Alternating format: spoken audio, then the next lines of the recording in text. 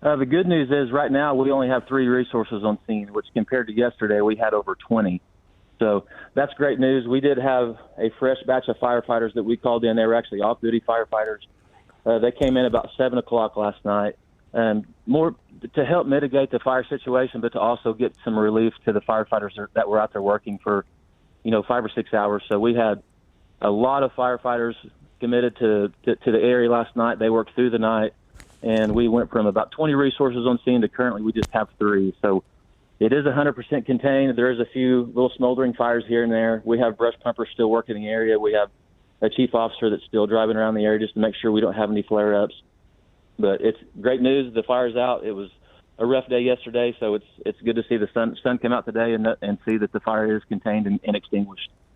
And I'm sure it's good to see that wind is calming down for today. So just talk about that response from yesterday, the fire response. Well, initially this came in, we knew it was a high grass fire danger day, and we did have additional staffing come in just to prepare for the high grass fire danger day. And, the burn index yesterday was over 90%. We have not seen that in a long time. So we knew the potential was very high. So we were preparing, for the chances of a wildfire breaking out, and it did. We do develop a task force with high grass fire danger days. So what we're doing there is just committing a lot more resources to the scene a lot faster. So on a normal day, you may have an engine and a brush pumper respond. But on a task force day, on a high grass fire danger day, we're going to get 3 brush pumpers moving, a tanker, and an engine. So we're just committing more resources to the scene. And once we did arrive on scene, the fire did start there just west of Kelly, and it had already jumped Kelly when our first arriving firefighters arrived on scene. So we immediately started calling for more resources.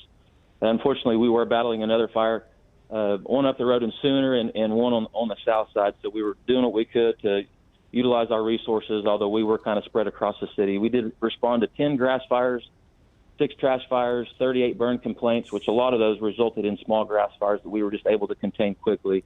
And then we had 5 down power lines, and a lot of the down power lines were the result of some of these grass fires yesterday, which just with the high winds, these lines were whipping and falling, and we had trees falling over on lines, starting fires. We had 6 structure fires, and that's not including the structure fires that were affected from the grass fires. And then we also responded to 4 vehicle fires. Overall yesterday we responded to close to 400 overall total incidents yesterday. And great work from firefighters, even working throughout the night early this morning. They were at those scenes earlier. What's the plan for fire crews today? Hopefully our off-duty firefighters, so they left this morning about 7. We had our new shift came in at 7 o'clock. So we have a new fresh batch of firefighters that are ready to work today. Hopefully we do not see any conditions like we did yesterday, and we don't think we will, listening to Taylor's report there. So today we're just going to monitor the area. Obviously the wildfires we had yesterday, we're going to keep a close eye on those throughout the day. We'll have resources out there most of the day, and then we will continually check those fires for any flare-ups or any hot spots. But monitor the big areas, and hopefully this is behind us. As you mentioned, crews will be out there all day today. Are there any areas that people should avoid as you guys work to put out those additional hot spots? No. Everybody is. They can drive where they need to. And yesterday was just such a stressful day. The residents were awesome. It's very tough to leave your home with a wildfire approaching. We had some people that were concerned about pets and personal belongings, and we just want to applaud them. That's very difficult to just leave your property and trust it with the fire department. Unfortunately, we did have some total losses. We had 20 properties that were affected yesterday, 3 total losses, 8 with minor damage.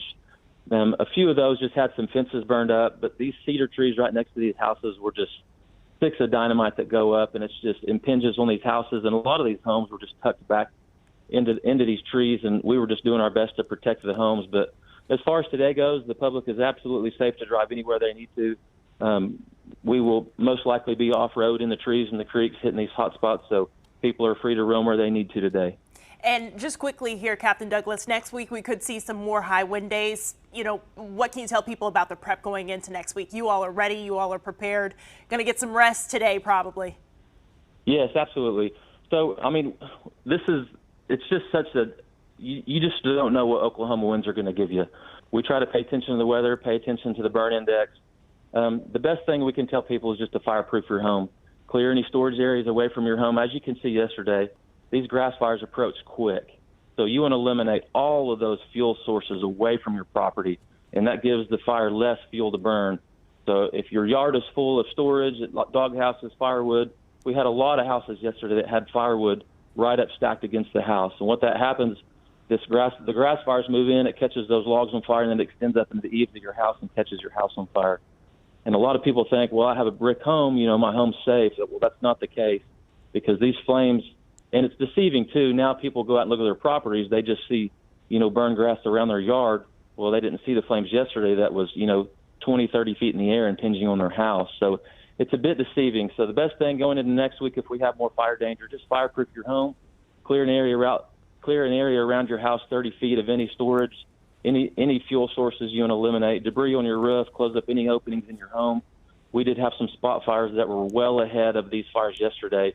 A lot of these embers travel up to over a mile, and they did create a few spot fires for us that downwind. So don't underestimate the power of these wildfires.